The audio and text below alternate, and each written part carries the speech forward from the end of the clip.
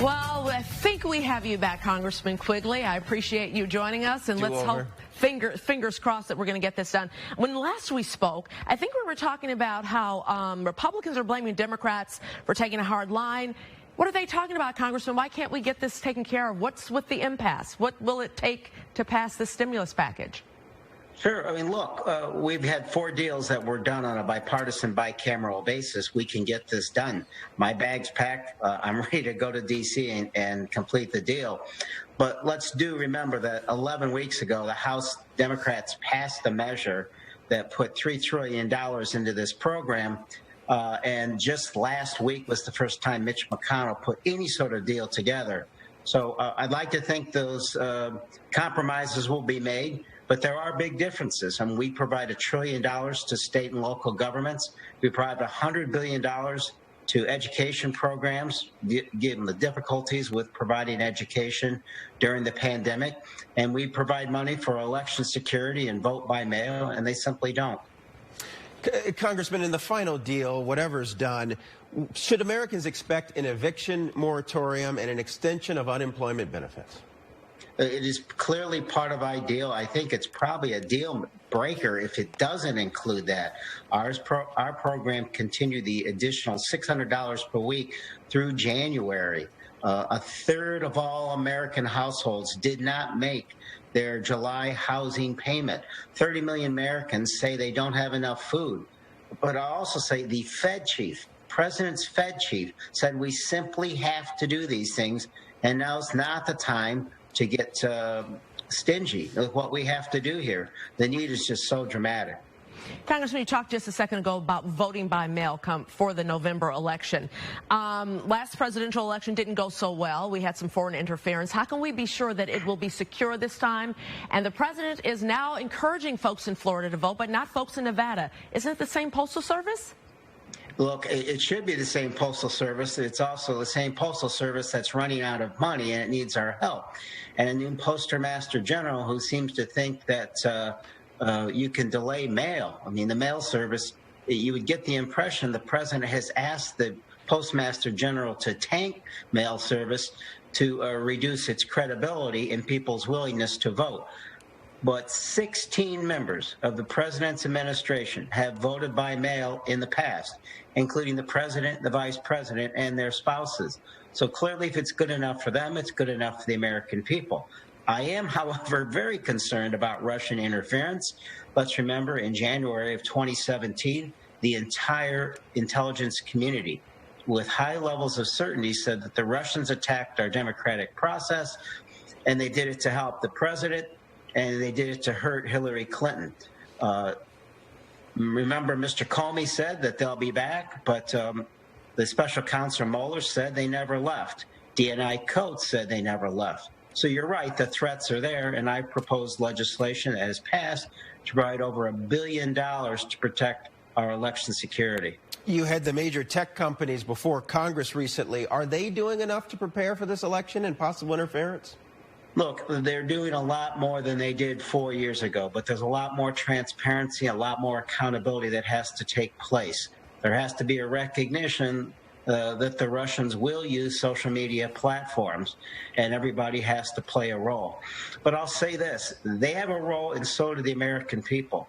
I think we have to ask ourselves, why was it so easy for the Russians to tear this country apart in its fabric using social media? I think it's because we are all too willing to accept the worst in each other. This is the most important election of our lifetime. We have to recognize that there's more that unites us than divides us, and not let other countries split us apart. Congressman, school's about to start. It is August in just a couple of weeks, some even starting next week. There is a national discourse as to how we should start schools. One day some people say online, the next day people say face-to-face, some even say hybrid. Should there be some type of a national edict as to how schools should or shouldn't start? Or what should be going on? Should we start school? Well, look, I think we should absolutely start school, but every school district is different. From the age of its buildings to the amount of technology that it has. The role the federal government has should be to assist in that. And again, our proposal was $100 billion from K through college to help institutions do what they have to do. If they do a hybrid, if they do all in school, if they do all remote, they're going to need help. We've heard horrible stories of parents having to drive their kids to a parking lot so they could get access to the internet. So that what is Congress doing to help? What is Congress doing to help? Specifically, since we are in Illinois, CPS reportedly is going to go remote because they heard that there was going to be a strike vote coming up. So what do we do in Illinois to make sure these kids, especially in low-income areas, get the things that they need to safely learn online or in person? Sure. I mean, look, there are schools that are all trying to get Chromebooks. They're going to need assistance. With the revenue shortfalls taking place at the local level, it's simply going to need federal resources to buy the equipment, provide the training, and the protection equipment that are necessary with whatever decision local schools do. I think it's wrong for us to dictate exactly how they should do it, but we recognize that we need to provide the financial resources to accomplish whatever their goals are.